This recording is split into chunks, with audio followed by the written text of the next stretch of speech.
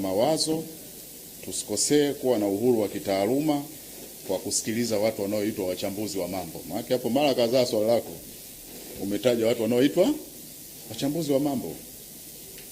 Wachambuzi wa mambo ni kina nani? Wana utaalamu gani? Yaani mtu kwa mfano mmoja tu anaibuka anasema, kwa mfano leo nilikuwa nasoma magazeti ya asubuhi. Wagombea wa upinzani wote wamekatwa kwenye uchaguzi wa mitaa. Ukiuliza ni nani utaambiwa kwa mujibu wa wachambuzi wa mambo. Si ndio? Watu wanaofuatilia masuala ya uchaguzi. Nenda kwenye facts. Tuna vitongoji zaidi ya 64,000. Nikikuuliza katika 64 wangapi wamekatwa? Wangapi waligombea kwa maana ya kupeleka fomu? Wangapi walijitoa? Lakini ukiuliza wachambuzi wa mambo wanakuambia sarakasi. Watakwambia yani hakufai kabisa, wamekatwa wote. Kwa hiyo ndugu yangu, tuachane na watu wanaitwa wachambuzi wa mambo. Umeuliza swala la CAG. Sio CAG. Hata Mheshimiwa Rais mwenyewe ana masharti ya kazi yake kikatiba. Makamu wa Rais, Waziri Mkuu, mimi hapa nenda kifungu cha 4 cha sheria ya huduma za na masharti yangu kuanzia sifa za kuteuliwa. Sasa rais akikukumbusha ukafanye kazi ndo anakuingilia uhuru wako wa kazi. Kwa hiyo achana na wachambuzi wa mambo. Yaani wewe mwenyewe kwanza jilizishe, na hii ni kwa waandishi wa habari wote. Tuache habari za alisema, alisisitiza, si ndio? Akaongeza, akafafanua. Ndio inakupeleka huko. Yaani rais kumtaka CAG akafanye kazi yake ya ukaguzi ambao ipo kwenye ibara ya 144. Hizo kazi zake CAG zipo kwenye kuanzia kifungu kile tulio mmebishana sana cha 6. Kwa hiyo kumwambia kafanye, na usipofanya ujue tutakuondoa. Amekosea nini? Tulitaka tumwambie bwana utaenda kuangalia utakachoona, si ndio? Tunataka serikali namna hiyo? Hapana. Unapewa terms of reference za kikatiba, za kisheria. Huo ndo msingi wa nilichosema mwanzo, utawala wa sheria. Yaani hapa ndipo Watanzania wengi tunatofautiana. Yaani kila mtu anatamani sheria, anatamani utawala wa sheria. Lakini ukimwambia sasa tufuate sheria, kila mtu hataki. Sasa mimi naendelea kufundisha utawala wa sheria ni kufuata sheria. Rais anapomteua mtendaji yoyote anateua kwa mamlaka aliyopewa.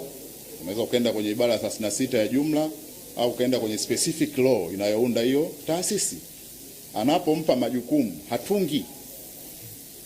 Sasa niambie, kazi ya CAG sio kuaudit. Sikatumwa pale akaudit, si ndio? Amekosea wapi? Sasa achana na watu wanaitwa wachambuzi wa mambo. Nenda mwenyewe kwenye sheria isome. Usipoelewa, maana kuna kusoma sheria na kuwa mwanasheria. Usipoelewa walau muwahoji wataalamu wa sheria. Mimi ukiniuliza tafakuri ya miaka hii 4 kwenye taaluma yetu ya habari, nimefundisha sana. Na nashukuru wapo walioelewa.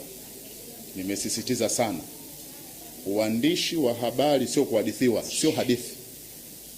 Kuna tofauti kati ya hadithi kwa maana ya history na story, habari. Simenielewa vizuri? Kuna tofauti kati ya history na story. Story inatafutwa, inachakatwa. Hauwezi story ya uchumi ukaenda kumuuliza Dr. Abasi ya kusoma uchumi. Shida yenu wanahabari, kila story wachambuzi ni wale wale. Uchumi huyo huyo, sheria huyo huyo, si ndio?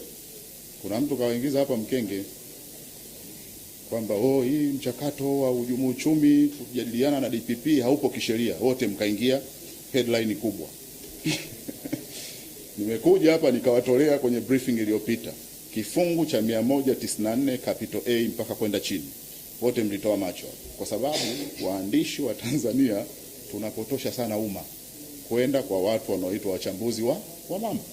Tusome sheria, tuzichambue, tuulize wataalamu. Mimi ndio ushauri wangu katika swali lako. Kwa hiyo viongozi wanapopewa, hata mimi nilipoteuliwa nilipewa terms za kisheria. Ukienda kwenye kifungu cha 5, mimi nina majukumu kuanzia A mpaka L.